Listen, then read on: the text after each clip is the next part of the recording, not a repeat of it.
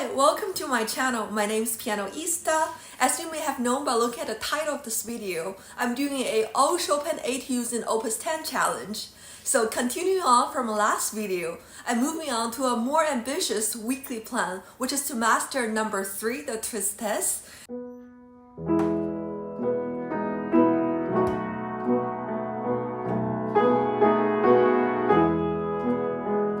Number 12, the Revolutionary.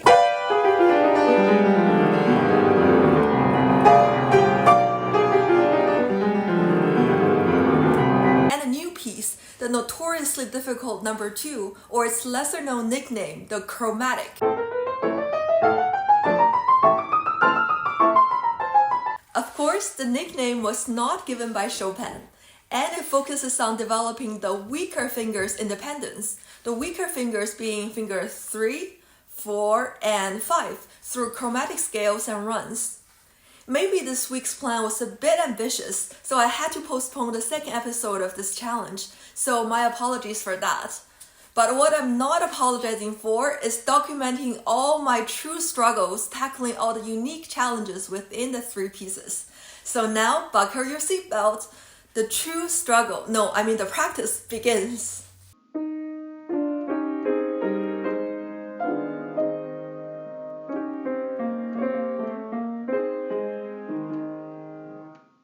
I shifted gear from last week's practice of the Tristesse and the Revolutionary to a new piece, the Chromatic, for one silly reason.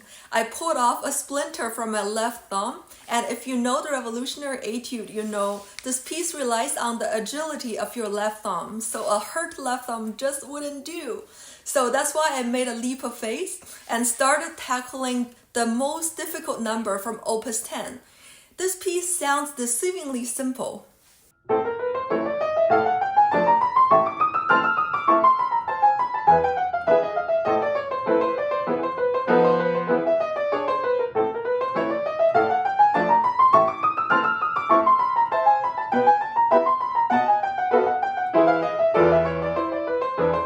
Granted, it was played at a much slower tempo than the required tempo marking on the score, but still sounds like a bunch of chromatic runs and scales, which a beginner pianist can play within half or 1 year of study. However, if you know, you know. This piece works your 3, 4, and 5 finger of your right hand.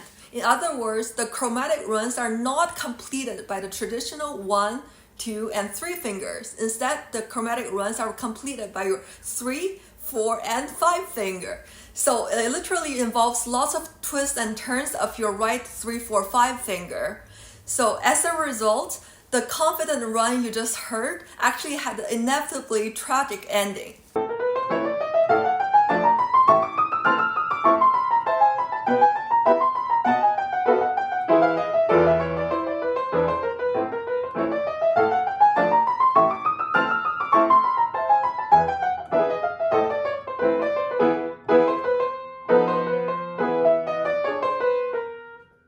Rest in peace, my 3, 4, and 5 finger. You've caused significant soreness to my entire right hand, hence the premature end to my run.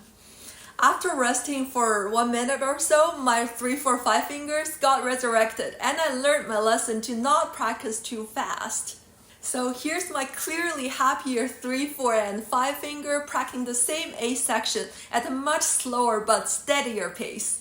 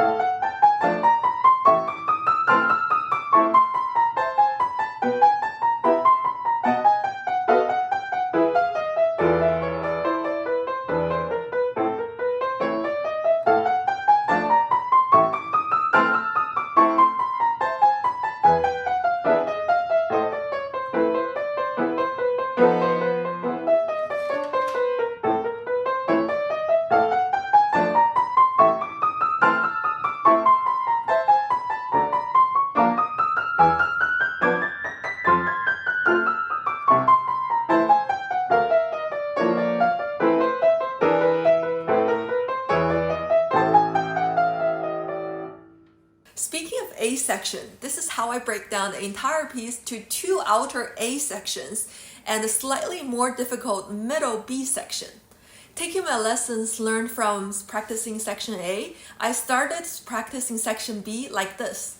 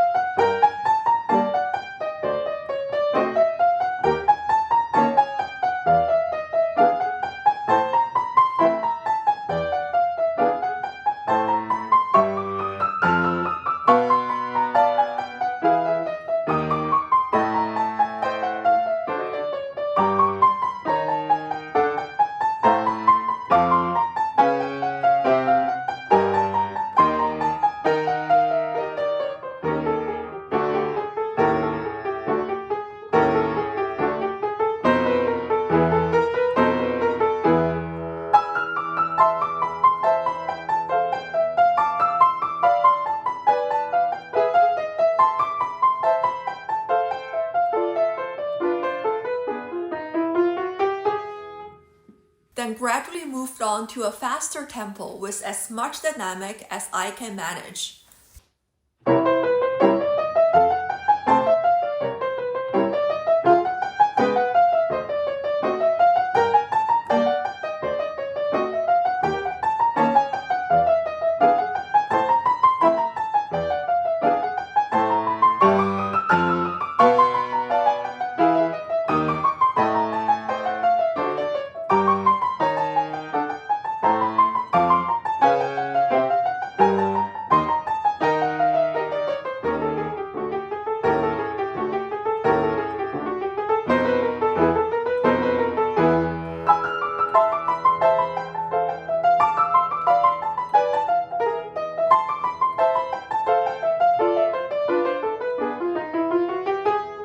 But if you think from the slower tempo to the faster tempo was like a line from point A to point B, then 10 times, if not 100 times of the following practice is missing for you to form a complete idea of how good or bad in that matter of a pianist I actually am.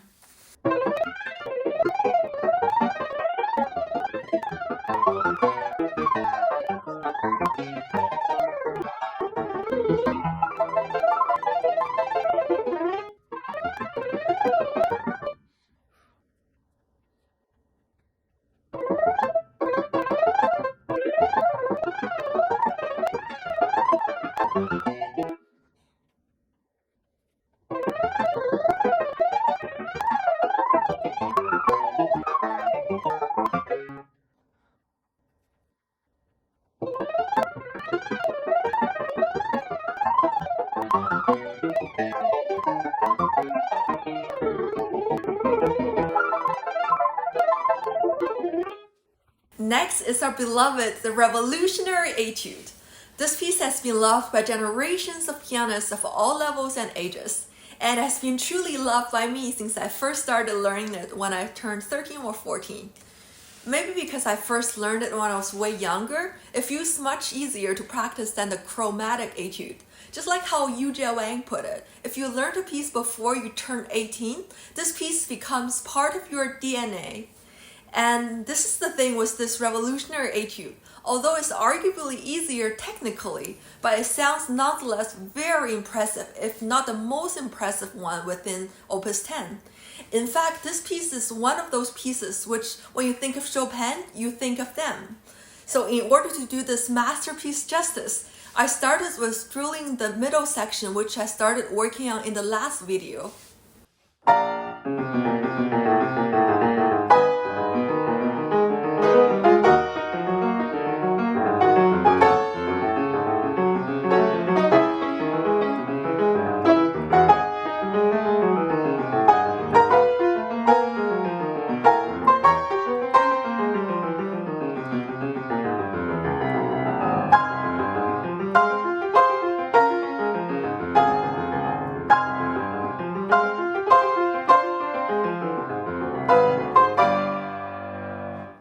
If you are interested in viewing how I did on day 1 of this challenge on this section, you are welcome to click on the right top corner of this video.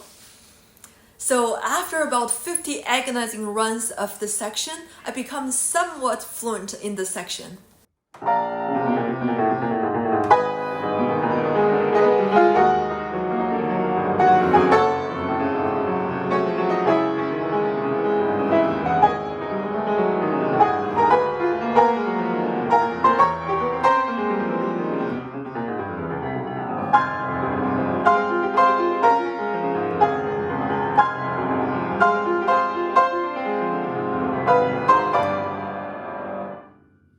As I said how I'm not a perfectionist anymore in my last challenge video, I decided to move on to the last page of this piece. So I first started to practice really slow like this.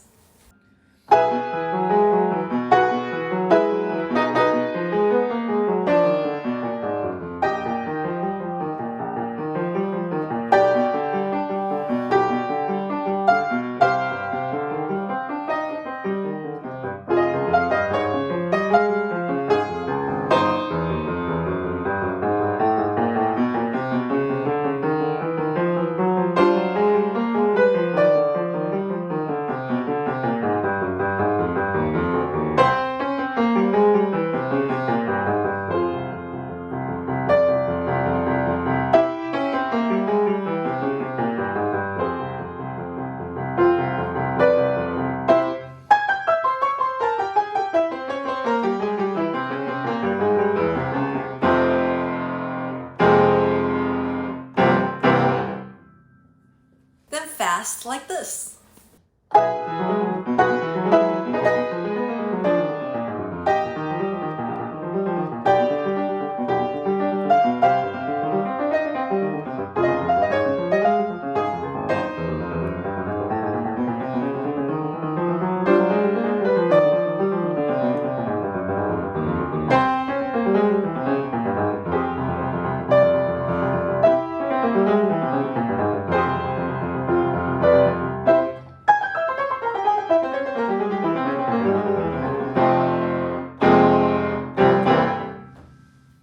And again, there were about 50 practice runs in between I didn't record. Now we've come to the most exciting part, and I'm somewhat okay with showing you my progress on the whole piece.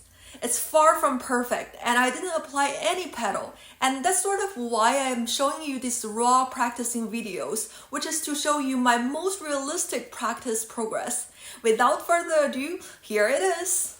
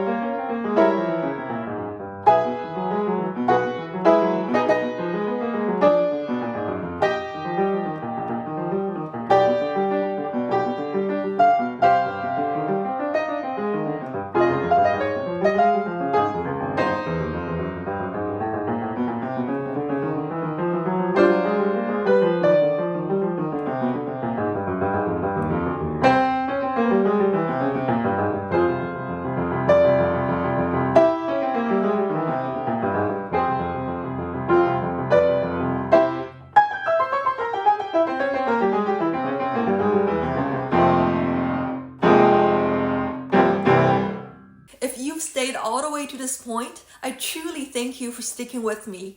I hope this video so far has entertained you or motivated you in some way or form. If so, would you subscribe to my channel and thumbs up this video since it took a very long to make this video. So now let's dive back to our practice, shall we? So I haven't had much time to work on number 3, the Tristesse Etude, and I hope I didn't forget the most difficult middle section, and here's my run at it.